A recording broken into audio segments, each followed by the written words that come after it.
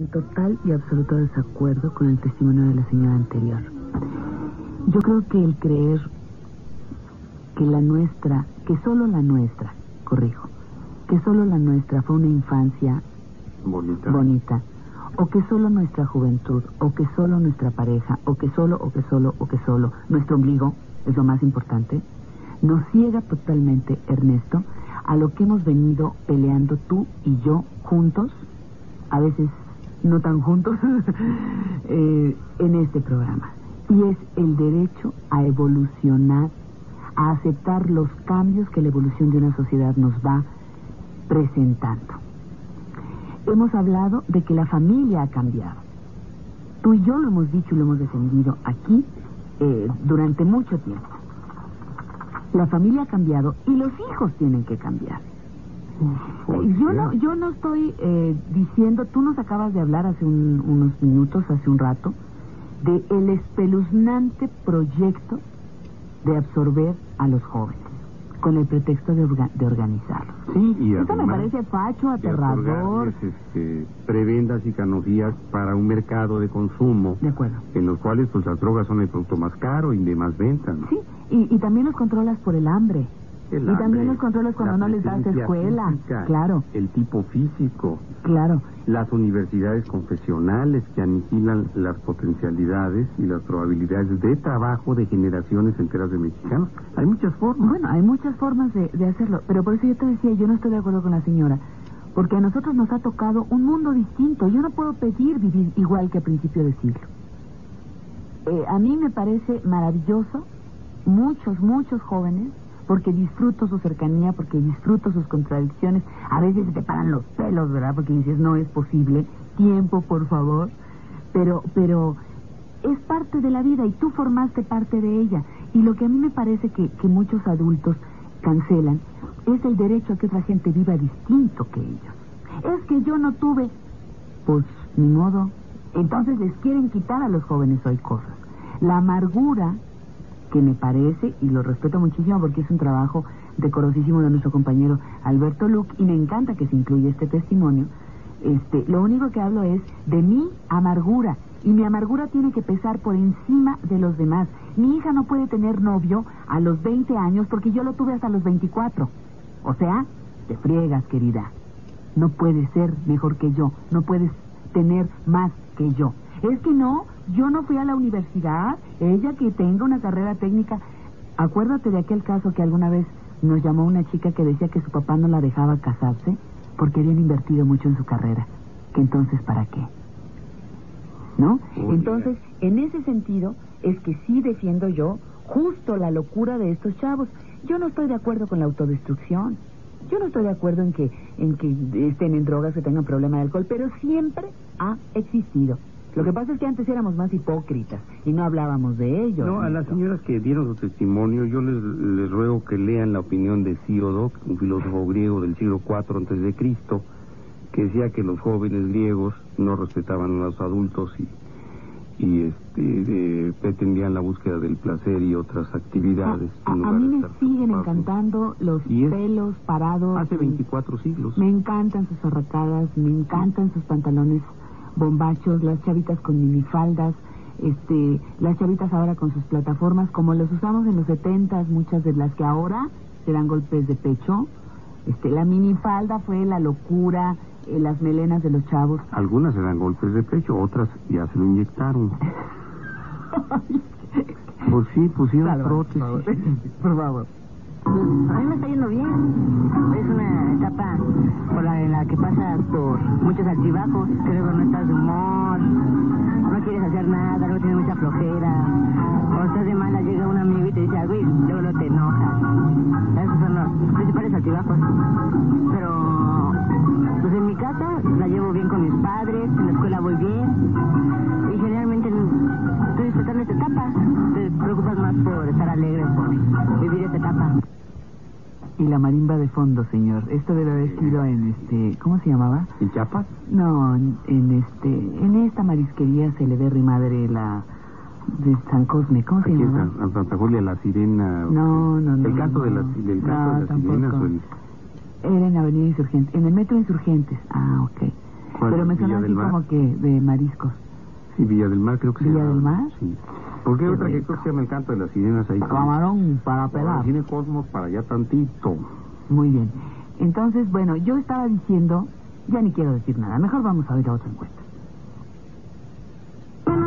En mi caso son muy abiertos y no sé, yo puedo preguntar lo que sea y sé que me lo van a contestar.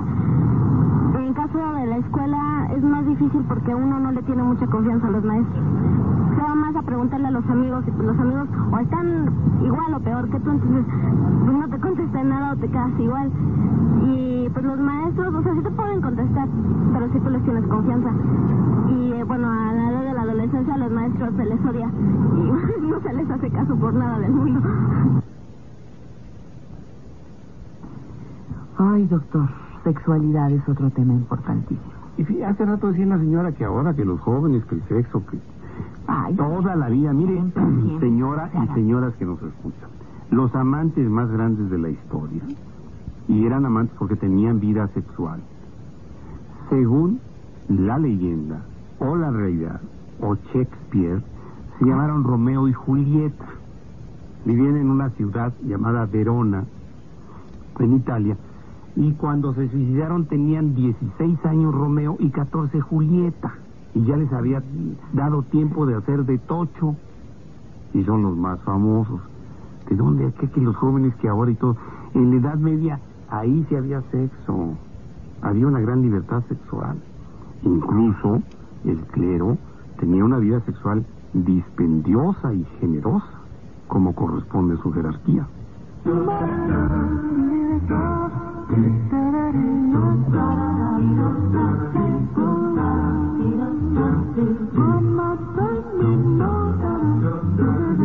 Se está acabando el tiempo de este programa dedicado a este espacio. Yo quisiera invitar nada más a los amigos, a las amigas radioescuchas, a que cuando se sientan morir con los adolescentes de hoy, no importa si es algo inventado de los 60 para acá, no importa hayas vivido esa parte, tú como padre, tú como madre, tuviste una etapa de juventud quizá no tan celebrada como la de los jóvenes, quizá no tan distintiva como la de hoy. Estamos grabando este programa y se está llevando a cabo en el Palacio de los Deportes, uno de los festivales más importantes de jóvenes, organizado por el Instituto Nacional de la Juventud, en donde los tienen organizados bajo el Instituto Nacional de la Juventud, el célebre INJUVE, otrora INJUVE. No. Entonces yo lo que propongo es que la gente, antes de juzgar, antes de decir, se acuerden que ellos fueron jóvenes. Tú, de momento yo te decía hace rato, eres papá o eres mamá y se suben en una tarimita que es que de santidad y perfección de la que no hay quien los baje. Y creo, Ernesto, que es un gravísimo es un gravísimo error. Es un gravísimo error. Entonces propongo, papás y mamás, esos papás que, fíjate, ¿a poco no nos hemos dado cuenta y lo hemos visto como una constante? Las mamás que más cuidan a sus hijas, las que andan criticando que si se embarazan o no, llegaron embarazadas ellas al matrimonio. Las llegaron embarazadas al matrimonio. Papá, puedes llegar embarazada o no, pero que sea tu decisión, doctor. Que sea tu decisión. O los papás. Ay, si es que se embarazó nada, le ayudaste. Nadie se embaraza por un espermatozoide volador que ande ahí junto con las heces fecales de la atmósfera en la Ciudad de México. Hijo, pero para cómo está la contaminación, ¿qué tal? Sí, pero no hay espermatozoides voladores, doctor. Discúlpame. Ni que te entren por la nariz, ni que te caigan en un porito de la piel que es embarazada. Ni en las albercas. Ni en las albercas, ni en los baños de la públicos. bahía de Acapulco. Nada. Es por relaciones sexuales. Aunque sea la pura puntita, aunque sea afuerita la eyaculación, de todas maneras, esa es una relación sexual. Entonces yo invitaría a los papás y a las mamás a no olvidar que ellos también fueron jóvenes. ¿Y qué jóvenes? Y si no fueron, lástima, Margarito. Porque luego quieren recuperar, ¿no has visto esas mamás que se ponen ombligueras? ¿Sí te acuerdas? Se quieren vestir igual que las chavas, que las hijas. Luego hasta las hijas son más conservadoras que yo. Ya me terapiaste. Yo ando de jeans porque desde hace muchísimos años me pongo mis pantalones de mezclilla. Hablé de las mamás con ombligueras. Eso fue lo que yo dije. Yo no dije papás que andan. No, porque esa fue tu moda, con doctor. unas ombligueras. El otro día había un señor que andaba con una ombliguera que... Es un error creer que la mezclilla es un invento de ahora. La mezclilla ya nos tocó hace muchos años. ¿Te acuerdas que a ti todavía, o a muchos de nosotros, desde que se decía que la mezclilla era para obreros, para trabajadores, para ferrocarrileros? Mi mamá decía, ponte tu pantalón mecánico. No decía pantalón de mecánico, pero era lo que quería decir. Claro. Y durante años yo le llamé pantalón mecánico. Y yo tenía pantalones de peto, el overol, de mezclilla, ajá, que se llamaba también pantalón mecánico o pantalón overol. Uh-huh. Y así anduvimos. Y no pasó, no. Sí, por eso te digo, tú no es que estés a la moda ya nos alcanzó. Entonces, si traemos mezclillas o mocasines, bueno, eso también es parte de una etapa que uno vivió. Así ¿no? es. Pero eso no quiere Los decir... niños no nos poníamos calcetines en Córdoba. Me encanta. ¿Sabes ahora con esta canción que sacó la película Todo el Poder? Al finalizar la película, hay una versión de... ¿cómo se llama el cantante de los Locos del Ritmo? Que Laboriel, Johnny Laboriel, que canta La vida es una tómbola, en una versión moderna. ¿De los chochos del ritmo? No, de los Locos del Ritmo, de los 60. No, sigue cantando, doctor, sigue cantando. Sí, pues sí, los de mi edad todavía siguen cantando. Y me encanta que tú te acuerdas que es una canción de Mona Bell. Hombre. Pues era una canción que cantó Mona Bell en los 60, David es una tómbola y salía con sus vestidos. Mona Bell era una chilena que estuvo por acá. Exactamente. Y me encantaba porque oía yo el otro día una conversación de unos chavos que decían que si ya habían oído esa rola, que estaba muy buena. Era un poco tropical, pero era buena. Y que era nueva. Había una vez una psicóloga me dijo, te voy a traer una canción que te va a encantar, quién sabe qué, no sé cuánto, quién sabe qué. Es de, ¿cómo se llama esta muchacha? Es de Tania Libertad. Porque a ver, no nueva. es el autor, sino entonces, a mí me gusta mucho Tania Libertad, pero me puso cómo fue, o de Lupita, Ay, de Guadalupe Piñera, ¿cómo fue? Y dije, oye, bueno, hay maneras de voy a aprender yo no tengo con Benny Moré, y la tengo hasta con Lucho Gatica, mira, hace 30 años. Con Vicentico Valdés, sí, pues. Entonces, bueno, los muchachos creen. Pero está bien. Sí. A mí me encanta que piensen, que piensen que tómbola. La guatilla se inventó apenas. Pero es parte de tu proceso, doctor. Es parte del proceso. Ahí uno irá aprendiendo, poco a poquito. Igual de ignorantes, igual rígidos que nosotros. ¿Tú te imaginas un adolescente culto? Tú conoces un adolescente culto, pues ya no es adolescente. Sí, Guillermo Tovar y de Teresa. Ay, no, el adolescente era muy cool. Por Dios que sí. Pues le falta, pero tienes que vivir otras más cosas. Genial. Sí hay. Son las excepciones. ¿Y se puede vivir la adultez feliz cuando uno se brinca etapas, doctor? Yo creo que no. Imagínate. Imagínate. Vivir lo que tú quieres. Yo no digo que... Imagínate un niño que un bolerito que sea culto y quiera estudiar... Bueno, pero aprende de la vida. Sí. Ese es otro aprendizaje. A otros no aprendieron, ¿Otros no aprendieron? No. Bueno, música, maestro. Preguntabas quiénes eran los autores de la música de hace rato. Risas de Colores, los intérpretes, corrijo, es La Gusana Ciega. La Gusana Ciega. Y la Abuelita de México, que fue la que cantó una de las obras sublimes de Armando Manzanero. ¿Es Armando Manzanero de Eddie? Eddie solo vive para mí. Oh, yeah. Oye, yo hace rato dije que Johnny Laboriel era... ¿Dije de los Rebeldes del Rock? ¿Sí dije correcto?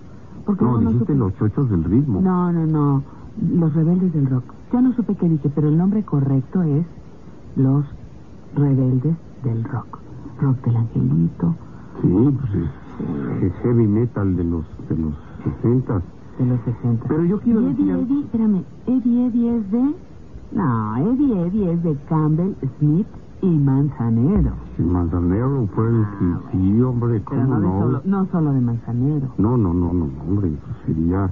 No todas las canciones son de Agustín Lara, algunos los hacía el Chamaco Sandoval, en fin, pero aquí en México sabíamos que de Armando Manzanero es Paso a Pasito, que cantaba también Angélica María, de Armando Manzanero. Manzanero empezó su carrera ya abierta, sí, ya abiertamente en el medio artístico del Distrito Federal, precisamente como acompañante de Angélica María. La abuelita de México le dicen, ¿verdad? Ay, todo, ya, nosotros somos los abuelitos también. Yo sí. Yo también. Aunque me estén fallando los niños de los que fui conducto. Pero quiero decir que... ¿Te gusta que Angélica María le encanta a nuestro productor? ¿Angélica María? Angélica María. Ah, pues sí me encanta en las películas donde salía con Enrique Guzmán, perdón, y que salía con, ¿cómo se llama el otro? Por aquí hay uno, hace ratito vi un rockero aquí en la cabina de junto. No sé, doctor, que nos está pasando. Que había el pelo pintado así como con dorados y ¿Con rockero? Entre rojo y rojo. Pues era rockero. Cantaba en la época que cantaba. Ruquero, doctor, ruquero. Ah, ruquero. Sí, por favor, ahí estamos. Déjame ver chavo que nos va a decir a través del trabajo de Alberto Luque si hay lugares o foros para que los jóvenes se expresen, y verás que es el mismo cantar que en los años 50. Pero sí puede haber lugares, pero luego muchos, pues saben, nosotros los tenemos que buscar. Y podemos estar 1, 2, 3 semanas, hasta 2 meses bien, y llegan ahora sí que los policías, ¿no? Te sacan de donde estés, y eso es lo que molesta. Y uno no está haciendo nada. Inclusive, yo me puedo ver malo, pero no me drogo, no, cero drogas. Pero ya la sociedad ya te tiene, ya te enfoca así, muy feo. Y es que como te ven, te tratan. Y eso es lo que, a mí no me agrada. Porque ya todos somos más atrabancados, ya no es como antes, que todo el mundo, es más serio, no se atreve a hacer muchas cosas. Y ahora ya, incluso ya se ven personas chavos de 12 años que ya tienen relaciones sexuales. Pero así en lo personal, pues yo sí estoy muy informado por mis padres, ante todo, así de que incluso no me apoyan, ni me dicen no, pero si es que lo llego a hacer, que me cuide. Me han dicho, lo típico del preservativo, todo eso. Sí me ayudan, pero como que mucha gente se espanta todavía de eso. Eso es lo malo. Por eso por eso es las infecciones, porque el SIDA todavía no se avanza mucho aquí en México. Pero por eso hay muchas infecciones. Y muchos embarques, ¿no? No tanto la infección, sino que muchos embarazos, y es algo que para la pareja ya no funciona y se va todo a la basura. De que tuvimos un hijo muy chicos y ya. Entonces tiene que pensar mucho, pero en lo personal yo siento que sí estoy informado. A mí me ha tratado bien la vida. Yo con mis padres lo mejor, lo máximo, pero con el gobierno realmente apesta, ¿sí? ¿Sí me puedo expresar así? Mucho robo, mucha violencia. ¿Y todo por qué? Porque se sube todos los precios y nada más, todos los obreros, todos siguen ganando igual, y si no es que menos. ¿Cómo ves? ¿Te embarcan? Sí, es la primera vez que escucho que al embarazo... ¿Que alguien embarcan? Se embarazaron, no, se embarcaron. Pues podría ser sinónimo, y empiezan además con él, como Ernestito. Pero quiero decirte algo que me parece que es indispensable decirlo en este programa. Así como me parece y me ha parecido desde hace muchísimos años un absurdo hablar de una brecha de generaciones. Pone ello el ejemplo en las 3 etapas de crecimiento: un huevo, un pollo, un gallo. Esa fue buenísima. Aquí a nadie se cuestiona si son diferentes. Son etapas generacionales de un mismo ser. De la misma manera, tampoco he estado de acuerdo en un lema que se usó, en el cual se abusó y se abusa, y que comentábamos en la semana pasada, que es el de hablar de falta de comunicación. Empezaron a decir también en los 60 que había falta de comunicación entre adultos y jóvenes, ¿sí? Y quiero insistir que la disposición de la mayor parte de los padres de jóvenes es de escuchar lo que sus hijos tienen que comunicarles. La comunicación es una acción que cuando menos es bilateral. Necesita de un emisor y de un receptor. Necesita de alguien que habla con un código que es decodificado por otro. No se puede dar comunicación cuando el lenguaje se convierte en un monólogo. Y tampoco hay comunicación cuando ante un interrogatorio, que puede ser pesado y denso, como la tan trillada cantaleta de ¿cómo te fue? ¿Dónde fuiste? ¿A qué hora llegaste? ¿Qué? O si no es que no dicen llegaste. Ahora sí que ¿con quién andabas? O como que sin en cambio como que a qué horas dijiste que ibas a venir. Pues todos estos interrogatorios, por más tediosos y molestos e incómodos que resulten, y que no son simplemente conversación, son interrogatorios, pueden ser a veces contestados, pero hay generaciones enteras de mexicanos que han reducido su lenguaje a los gruñidos. ¿Cómo estás, mijito?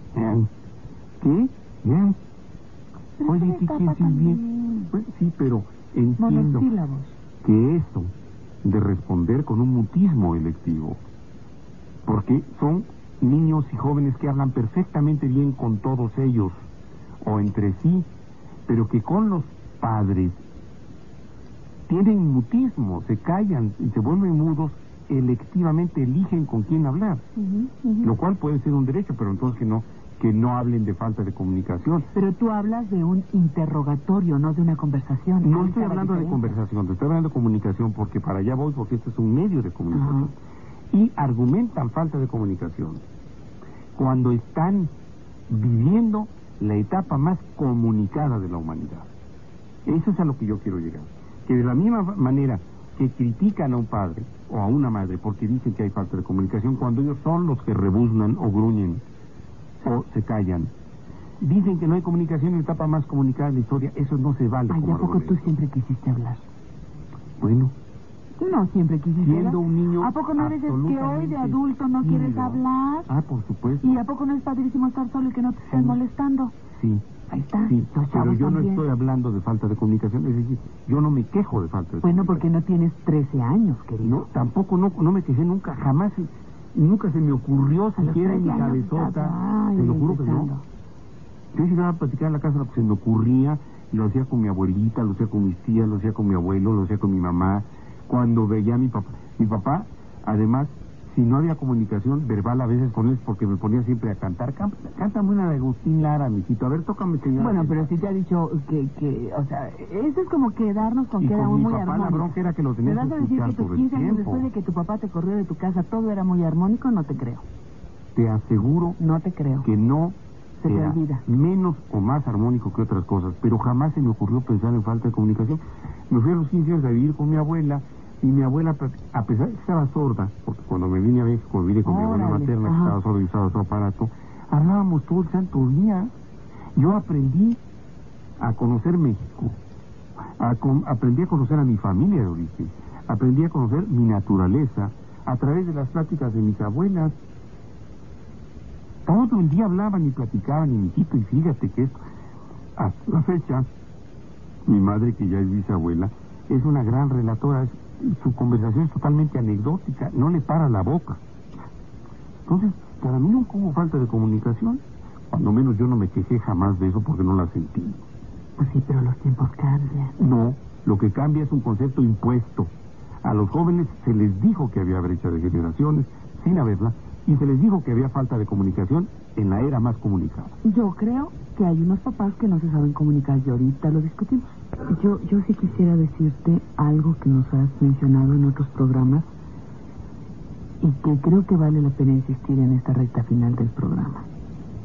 No se puede hablar con quien no escucha. Lo digo en ambos sentidos, tanto de los papás y las mamás impositivos, como de los y las adolescentes impositivas. Cuando por una situación impuesta por otros, ya nos hablaste y nos diste los antecedentes en la primera hora del programa, nos plantean un conflicto, como tú decías, la falta de comunicación, la brecha generacional, el control de los jóvenes. Si compramos ese problema y sumamos nuestras incapacidades personales, de veras que se hace una bomba molotov, de verdad. Entonces, un principio fundamental de comunicación en todos los niveles. Tú y yo no podríamos hacer este programa si no hiciéramos por lo menos el intento de escucharnos. Hay veces que tú defiendes ferozmente tus ideas, yo ferozmente las mías, pero tiene que haber un punto para poder discutir en el que tú me escuchas sin estarme diciendo, esta desgraciada, o yo te escucho sin decir, está loco porque de hablar. Tenemos que limpiar la mente. No, imagínate cuántos Johnny y la Buriel andan ahorita tratando de deshacerse de su hiedra venenosa. De veras.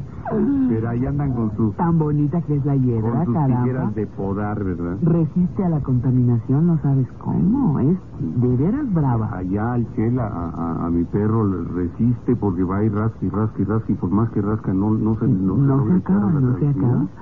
Bueno. Pero entonces fíjate que ya el misógino, el hombre violento, llega a una conclusión. Como soy muy mexicano y creo una virgencita de Guadalupe y tengo mis principios, a mi jefecita no le puedo reclamar nada. Al cabo primero tuve madre. Y entonces, por supuesto que los reclamos del hombre violento no son para la madre. En última instancia son para la madre de otros. A mí me gusta insistir aquí en algo, Ernesto. Las mujeres tenemos una muy fuerte corresponsabilidad en la formación de los machos, claro, de los misóginos y de los hombres violentos. En este país donde los hombres, los varones, no están en casa, no educan porque están trabajando, donde la gran mayoría del tiempo los hijos lo pasan al lado de la madre, nos lleva, no porque seamos las culpables una vez más de todas la peste que existe en el mundo, sino porque tenemos que asumir esta corresponsabilidad para poder corregir a tiempo. Así es. Somos corresponsables de esta situación. Yo quisiera que esa fuera la conclusión de esta parte del tema y de este programa de este domingo, que hay una correspondencia, hay una corresponsabilidad, hay una conjunción de fuerzas para que sea un hombre violento. El hombre violento no existe, sino coexiste con él una mujer sometida, tolerante y justa. No hay manera de que exista solito. Ahora, voy para eso. Entonces, como el mexicano y muchos orientales también, occidentales, sureños y de todas partes, ¿no? Veo muchos amigos que están así, ¿no? Y que no les hacen caso a sus papás o se meten droga y pues uno les dice, ¿no? Les hace el comentario de que pues están haciendo mal, pero pues no hacen caso, ¿no? O sea, en este caso, o sea, ya no es mi responsabilidad. Un consejo como amigos, pues yo creo que se lo puedo dar, pero si ellos no quieren salir adelante, pues ya es cosa de ellos, ¿no? Tengo 19 años. Quiero terminar la escuela, no sé, terminar una carrera, no sé, ser alguien, ¿no? Ser alguien, una agente de provecho. No quiero ser, bueno, aunque soy raro, ¿no? No quiero ser como la demás gente, ¿no? De la gente del montón, no. Quiero salir adelante y echarle muchas ganas. La adolescencia también refleja en cierta medida, Ernesto, o en una parte, la problemática de la familia. Implica, cuando las familias permanecen juntas, que ya se lleva una buena cantidad de años de convivencia, 13, 15, 16, a veces un poco más, 18, hasta 20 años, lo que implica en muchos casos, por un lado, una familia estable, en algún caso, otra estable sana, otra estable enferma, o francamente en desintegración. Los conflictos de los papás, es cierto, pregunto, que se pueden ver reflejados en la conducta de los hijos. El malestar de una madre golpeada, de un padre frustrado, da paso a que se refleje en los hijos, pregunto, esta problemática y se le ponga la etiqueta de es que es adolescente. Sí y no. Y para no quedar como Echeverría, te voy a tratar de dar una explicación. También antes de los 60, los conflictos de las relaciones de pareja no afectaban casi a los jóvenes. ¿Por qué? Porque como no había adolescentes, los jóvenes salían de su casa pronto. Era casi imposible encontrarse a un individuo de más de 20 años de edad que vivía con sus padres en los 50 en México.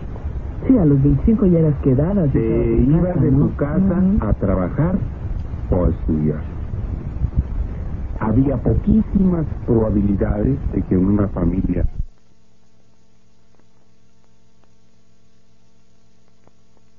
Ándale, ya te me largas, ya estás peludito y berijón, ya tienes 15 años, ya eres un jovencito, órale. ¿Por qué? Pues porque las ceremonias de iniciación a la adultez en todo el mundo, en todas las culturas, son entre los 12 y 13 años de edad. Por eso en el caso de las comunidades judías, pues se hace una celebración que se llama Bar Mitzvah, y es para... El joven ya tiene autoridad social, competencia, habilidades y capacidades para ser adulto, para casar con Z y para casar con S. Esta es una ceremonia de iniciación. En todas las culturas se ha tenido, en el México prehispánico. Pues sí, pero a partir de los 60 resulta que a los 15 años eras un niño, todavía no tenías derecho a nada. Pues pobrecito, ¿cómo se va a ir de la casa? Se va a volver drogadicto, se va a volver hippie, se va a suicidar, va a tener un accidente, lo van a violar en la calle, etc. Eso jamás existió en épocas anteriores. Aunque los problemas sí existían. Por supuesto, sí. O sea, la doble moral de la que tanto has hablado... Porque lo que afecta es la convivencia con el problema de la pareja de padres. Pero ¿cómo te iban a afectar si te ibas? Sí, porque los asaltos, el incesto, la violación, las madres solteras, toda la vida han existido. Así, a mí me fueron de mi casa a los 15 años de edad. Entonces los conflictos que tuvieron mis papás hasta los 60 años de casados llegaron a los 60 y después se murió mi papá. Pues no me afectaron en nada. A veces me incomodaba que mi mamá estuviera fregando por teléfono. Oye, fíjate que tu papá esto, o mi papá. Oye, mijito, pues sí. Pero nunca me afectaron ni tuvieron ningún tono sobre mí. Yo recuerdo a mis papás con mucho cariño y para mí se llevaron siempre muy bien, aunque mi papá era enojón, como yo comprenderé. Viví una niñez extraordinariamente positiva, en muchos casos muy querido por mis abuelas y por mis tías abuelas. Entonces, lo que haya pasado con ellos después de mis 15 años, ¿quién sabe qué pasó? A mí no me afectó, yo ya no estaba en mi casa. Bueno, pero igual, hay muchos que sí permanecen, como tú dices, ahora, ¿no? Ahora, sí. Pero antes no. Por eso te digo que antes no había adolescencia, entonces no había los problemas de la adolescencia, entonces los jóvenes no se afectaban por lo que pasaba con los papás.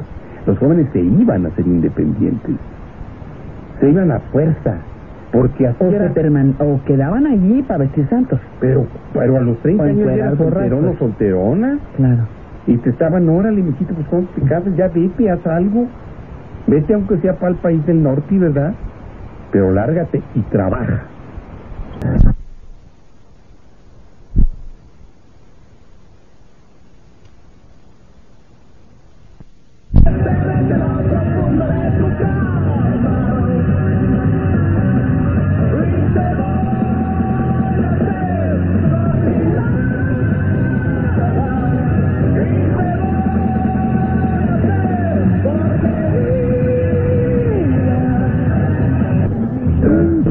Cuando se habla de adolescencia, me pongo a pensar en algunas mamás, en algunos papás que se quejan. Uno, del mal humor de los hijos o de las hijas adolescentes. Dos, de lo desordenados que son. Los recámaras desordenadas. Se quejan de que pasan largas horas frente al espejo, o de lo contrario, que no tienen aprecio ni cuidado por su persona. También largas horas frente, o no frente, con el teléfono. Muchas horas en el teléfono, o muchas horas frente al televisor, o que duermen muchas horas, que tienen mal humor y por lo tanto contestan groseramente. ¿Qué hay con esta parte en la adolescencia, doctor? ¿Y qué tanto se encima, yo insisto, en mi crisis adulta con la crisis de un joven que despierta la vida? Yo creo que lo que sucede en los cambios hormonales en la pubertad pues se refleja mucho en la conducta. Miren ustedes, no se necesita ser un jovencito ni un puber para que en la adultez o en la primera adultez, frente a situaciones de frustración o de tensión, nos sintamos irritables. Y en el periodo que sigue a la pubertad y que es mal llamado adolescencia, que corresponde a la primera juventud, se desea y se quiere todo, incluyendo lo instintivo, lo puramente instintivo como el sexo, y no se logra conseguir en la medida que se desea. Sí, todos los muchachos y las muchachas desean amar y ser amados, desean tener experiencias sexuales, pero no todas las veces se puede conseguir. Entonces se vive con una tensión hormonal. Las hormonas funcionan de mil maneras y se convierten en vectores de las exigencias de nuestro organismo, así como el sentimiento apetito a secas, apetito de comer, nos despierta un intenso deseo de comer. Pues es el aspecto hormonal, sobre todo los andrógenos, despiertan en hombres y mujeres el deseo sexual, es un apetito. Frente al deseo sexual existe una gran cantidad de medidas represoras, por ignorancia, por desconocimiento, por una falsa interpretación de ideologías religiosas, en fin. Simplemente ese ejemplo, que puede ser muy frecuente, y lo uso porque es fácilmente comprensible, pues el hombre joven, el jovencito o la jovencita, pues se ponen tensos. Y estoy refiriéndome a una situación instintiva. Si ustedes como adultos tienen tensión sexual cuando no logran una relación que desean, y eso los incomoda, les puede doler el vientre, a los hombres les duelen los testículos en muchas ocasiones cuando tienen un deseo que no satisfacen por la congestión venosa. Algunas mujeres todavía dicen me duelen los ovarios cuando tienen una congestión de las venas de la pelvis, porque los ovarios no duelen, sino imagínense cada vez que saliera un óvulo. Y esto, repito, es la parte instintiva. Fíjense nada más las otras demandas creadas por el sistema utilitarista que ha fomentado la creencia que existe algo que se llama adolescencia. Tengo en consulta desde hace muchos años a jovencitos cuyo gran problema con los padres es exclusivamente porque no les compran lo que quieren. Y me refiero, no crean ustedes que a un automóvil, un coche deportivo o una casa con alberca, no, a tenis, zapatos tenis. No, doctor, es que mire, ya comando, ya le dije a mi papá que yo quiero unos tenis Nike, así les dicen a los Nike, o lo que sea. Y me compraron unos jeans. Fíjese que mi papá siempre anda en los tianguis y me compra mis jeans de segunda. O el otro día fuimos allá a donde había una rebaja y me compró 3 de a 100. Yo prefiero uno de a 300, pero de marca, a que me compren 3 de a 100. No me los voy a poner, doc. Bueno, pero aquí, eso... o sea, ahora sí que ni me los pongo. Bueno, entonces, la gran frustración en los jóvenes es porque se les ha condicionado, mercadotécnicamente hablando, publicitariamente, a que tienen que pertenecer al grupo disfrazados de jóvenes, que tienen que traer sus pantalones cholos, sus pantalones cargos, sus jeans. Pero lo mismo nos pasó a nosotros. ¿Mandé? Lo mismo nos pasó a nosotros. No, porque no había ropa para jóvenes. Bueno, tú porque eres muy joven, pero en mi generación no hubo ropa para jóvenes. No había ropa de marca, la marca como no tu papá dijiste hace rato, o sea, los chavos se vestían como sus papás, y las chavas como sus mamás. En un sentido sí, porque mira, yo me acuerdo... Lo que pasa es que la mamá estaba un poquito más gorda, pero era más, y usaban calcetines las niñas. Sí, estábamos hablando de los 60, te iba a decir, yo me acuerdo de las niñas, cómo se vestían en los 60, y bueno, había un vestido para las jóvenes. Pero empezó a verlo en los 60. Sí, que es lo que decíamos hace rato. Cuando aparecen los copetes, las patillas, Elvis Presley, etcétera. Pero antes no había departamento para jóvenes. No había ropa para jóvenes, no había música para jóvenes. Agustín Lara no estaba componiendo música para los chavitos. Era música y eran boleros y eran canciones. Esparza Oteo o Ernesto Cortázar, e incluso en su primer tiempo Rubén Fuentes, no estaban haciendo música para adolescentes. Y yo me imagino que Jorge Negrete se vistió a los 18 años como se vistió a los 24 y como se vistió a los 30. Sí, no había diferencias. No me imagino a Jorge Negrete a los 16 años queriendo hacer alguna cosa con tenis y calcetines blancos, bien remangados, y con pelo a la brocha. No se acostumbraba, ni me imagino a Mario Moreno Cantinflas viendo una tienda departamental. Oiga, quiero unos pantalones cargo de los que son así anchotes, órale. No, bueno, ni iban al Museo del Chopo. Al Museo del Chopo íbamos a ver los esqueletos de los dinosaurios. Los borregos de 3 cabezas, las mariposas gigantes, así las pulgas vestidas. Ni había programas para jóvenes, no había Chabuelos, ni había Tatianas, ni había Luceros, ni Luceritos, ni Lucerititos. Ni Face, ni Shakira. No, nada, no había ni chuchas. Uy, doctor, pues qué aburrido. A ver, mira, mi experiencia sobre la violencia en mi adolescencia fue yo creo que normal, ¿no? O sea, entramos en una etapa de pleito con los padres, ¿no? Porque no nos conformamos con lo que ellos nos piden, no les gusta lo que nosotros hacemos, pero de ahí en fuera fui muy apoyado. Para el estudio tuve todas las oportunidades. El problema está en que no me gustó el estudio, preferí dejar de estudiar, meterme a trabajar.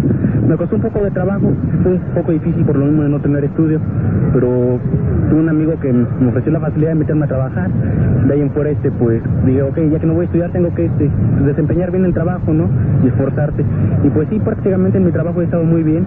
O sea, me salí de ahí del trabajo porque me había aburrido ya. Fueron 2 años los que estuve laborando, pero me aburrió y dije, ok, ya estuve un rato aquí, aprendí, ahora voy a buscar otra clase de trabajo, a ver qué más puedo aprender, y así, haciendo un pequeño conjunto de actividades, ¿no? Y no sé, más adelante, de todas ellas, te puedes decidir por alguna, la experiencia que tomaste te puede servir.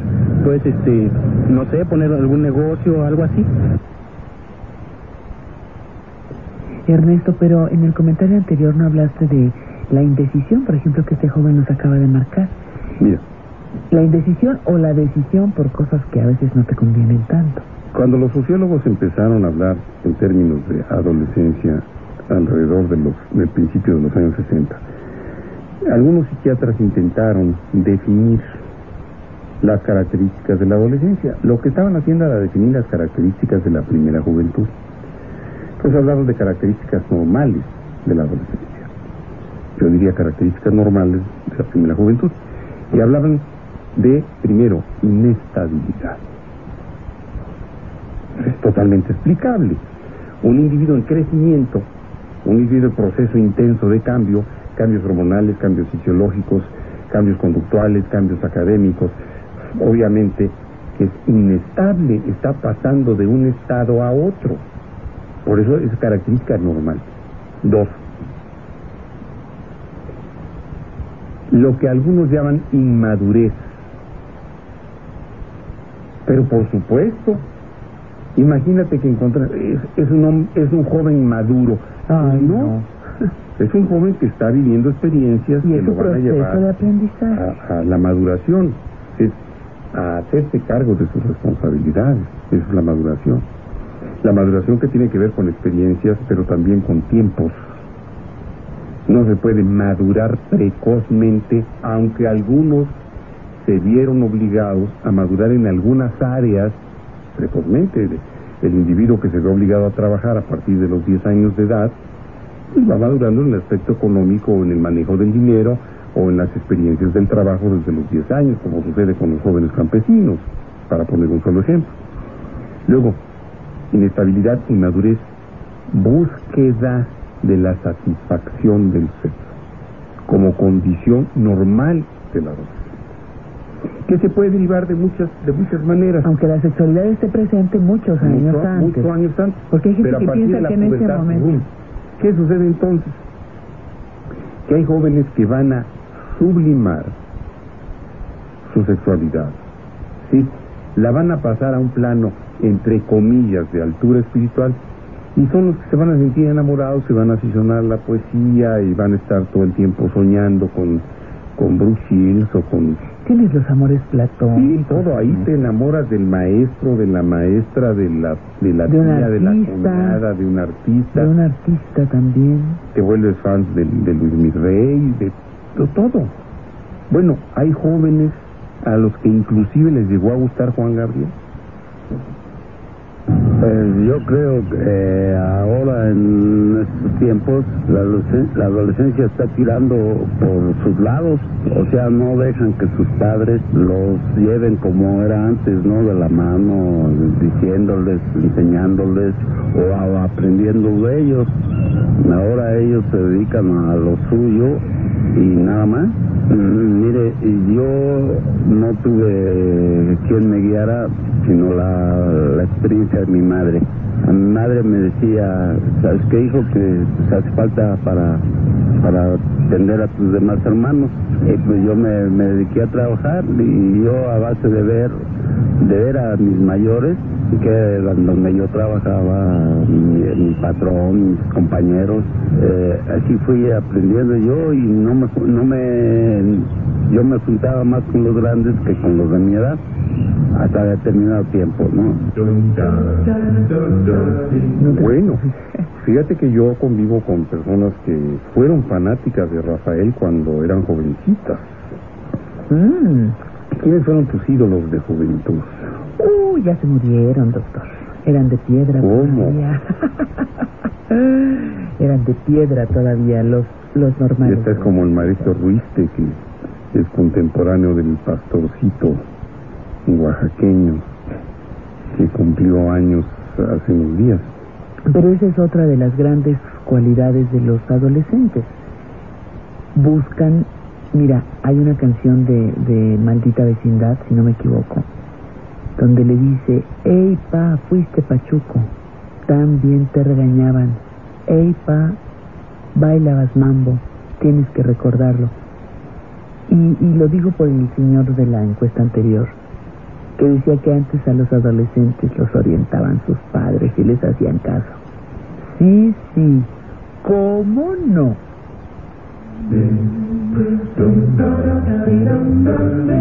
Creo que la comunicación que había entre los padres y los jovencitos era una comunicación muy simplista, muy primitiva, pero curiosamente por eso era muy natural. Y yo creo que la gran comunicación era estudias o trabajas. Y si no traes para comer, aquí no vas a andar de flojo y a ver cómo le haces. No había necesidad de más.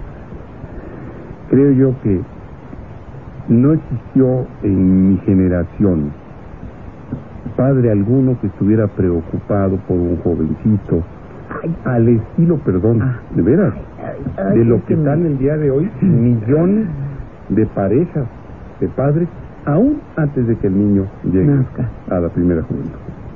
Híjole, Manolo, es que mi hijo ya tiene 11 años, ya va a entrar a la adolescencia. ¿Qué vamos a hacer? Oye, doctor, ¿qué puedo leer? En fin, todas estas angustias preconcebidas, anticipatorias, todos estos pensamientos dejarían de hacer presa de la mente y el sentimiento de muchos padres si simplemente recordaran la palabra joven en lugar de recordar la palabra adolescente. Los jóvenes tienen características normales como estas que estábamos enunciando y como la búsqueda de identidad. Cada vez que un hombre busca su identidad siendo un jovencito, se va a pelear contra el sistema establecido, se va a pelear contra la autoridad, va a discrepar con los padres, con los amigos y con los maestros. Así es la búsqueda de la identidad, así fue y así será. Por eso llama la atención que los padres se angustien por algo que es natural. Y ahí es donde me quedé hace un rato, de los eslogans que la mercadotecnia del consumismo entre los jóvenes usó para diferenciar a los grupos de jóvenes no conflictivos a los que hacían, como lo explicamos, vivir en comunidades para aislarlos, aniquilarlos en la guerra bioquímica que fue o que es la farmacodependencia. Se empezó a hablar de una brecha de generación. Fíjense ustedes nada más la falacia tan enorme que consiste en afirmar esto ya a principios de los 70. Los problemas de los jóvenes son porque existe una brecha generacional. Fíjense nada más esta falacia. Y se les voy a poner con un ejemplo. ¿Consideren ustedes que sería correcto pensar y suponer que un huevo tenga que ser igual que un pollo y un pollo igual que un gallo? No, son etapas generacionales de un mismo ser.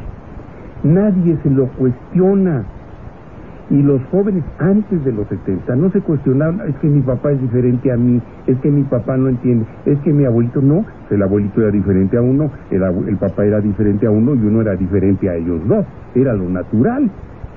No existía como brecha, pero el eslogan funcionó y los jóvenes lo creyeron y se aislaron. ¿Quiénes? Ellos, los jóvenes. La Moglia, pero yo te decía, esos jóvenes de hace muchos años, de esos 60, de esos 70, pues son los rucos de ahora, o somos los rucos de ahora. Yeah. Y eso ya pasó, pues, o sea, eso no te autoriza a que tú invalides ahora como adulto lo que viven los jóvenes. Pero yo no creo que... No digo tú, el adulto. Mira, quienes crecimos ignorando afortunadamente esa falacia de la brecha de generaciones, pues no sentimos rencores por nuestros papás porque eran diferentes o porque no nos entendían. A mí me hubiera preocupado muchísimo que mi mamá o mi papá me entendieran. ¿Cómo iba a entender a un escuincle medio loco que se la pasaba leyendo o tocando el piano y trepado un cerro solo? Pues no. Mi papá me hubiera entendido muy bien si a mí me hubiera gustado el fútbol, si me hubiera gustado leer el esto. Pues a lo mejor te entendió también, fíjate, a lo mejor te entendió también que te corrió de su casa. Sí, porque me expulsaron de la escuela. Por eso digo, a lo mejor te entendió. Y dijo, bueno, hasta aquí no entras, no regresas hasta que no traes para comer, cuate. Entonces está bien, perfectamente bien. No hubo necesidad de entender nada. Lo que hubo que hacer es hacer algunas cosas, como las hubiera hecho su papá, mi abuelo, como los hubiera hecho cualquier papá mexicano. Ya te expulsaron de la escuela, pues tienes que ponerte a trabajar. Bueno, no cualquier papá mexicano, y sabes que aquí hay muchos que nos han llamado y que hacen como que pobrecito, le voy a dar una 80ª oportunidad. Sí, ¿verdad? Límites, esos son importantes en la adolescencia. Yeah. Bueno, para mí la relación con mis padres no fue muy buena, que digamos, puesto que ya ahorita ya no viven conmigo, ninguno de los dos.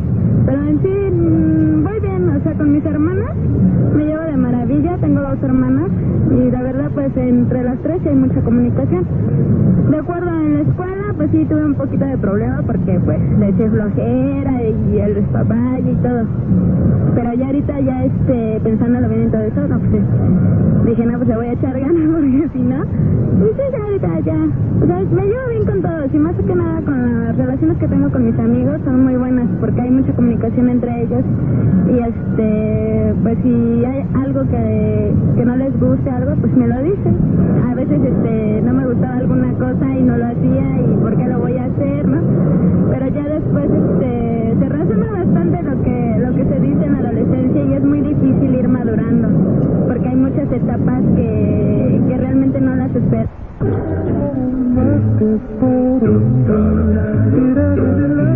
La Moglia, y lo he hecho a lo largo de toda la conversación, en que los padres olvidan que fueron jóvenes. Yo no sé dónde se nos descompone,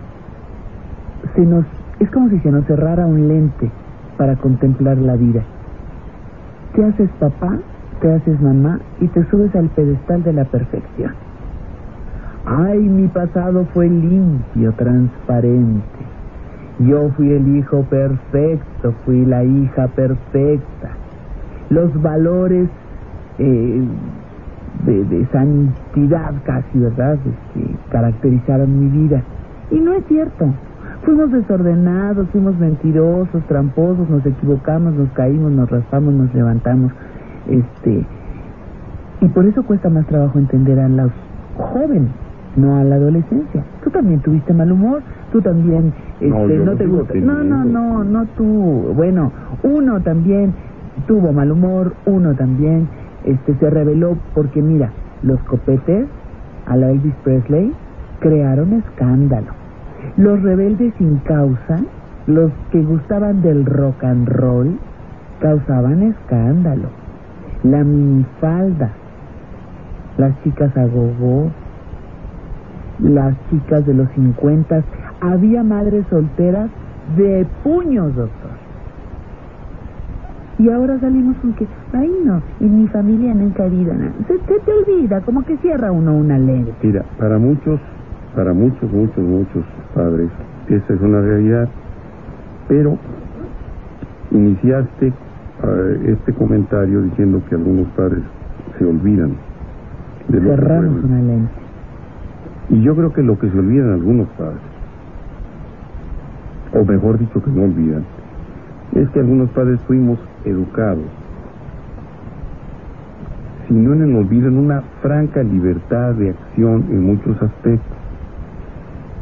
Te vas de tu casa a los 15 años y te empiezas a hacer cargo de tu vida como puedes, viviendo con la abuelita, viviendo en la casa de asistencia, trabajando y estudiando, o lo que sea. Hay una parte muy importante de la vida de muchos jóvenes que ahora están dentro de mi generación,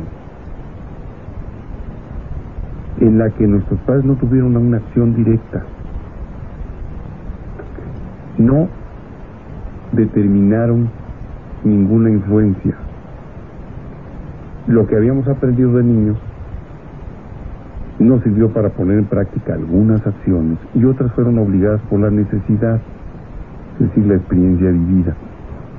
Entonces, ¿cómo se le va a ocurrir a un hombre cuyos padres no intervinieron de manera directa o controladora, orientadora o desorientadora en su formación? ¿Cómo se le va a ocurrir a alguien como padre empezar a tratar de orientar o de entender a los jóvenes? Pues no, ellos tienen que aprender su propio camino. Y aquí es donde entra el apotegma de la pedagogía. Todo lo que yo haga por un hijo mío, él lo va a dejar de hacer por sí mismo, hasta pensar. Mira, cuando mis hijos empezaban a crecer y me preguntaban, papá, ¿qué es esto?, yo les respondía, ¿qué has pensado que sea? Porque yo no sé. Pues yo creo que es esto y esto y esto y esto. Bueno, pues eso debe ser. ¿Cómo le hago para esto, papá? Pues ¿cómo has pensado hacerle? Yo no sé. Pues así. El tener un padre inútil como yo ha sido una ventaja para los hijos de los del conducto. No sé para otros cómo sería tener un señor como papá que no sabe prender la videocasetera, que no sabe manejar una computadora, que no sabe inglés, que no sabe componer la plancha, que no sabe cambiar un foco, que no sabe hacer huevos fritos sin que se le rompan las yemas, etcétera. Es más, no sé ni por quién voy a votar. Entonces, pues definitivamente un ser tan inútil da origen a hijos útiles, porque se tienen que ocupar ellos de sí mismos. ¿Por qué? Porque el papá no le resolvía nada. Era un mojón con ojos sentado ahí en el sillón ahí del consultorio. Oye, papá,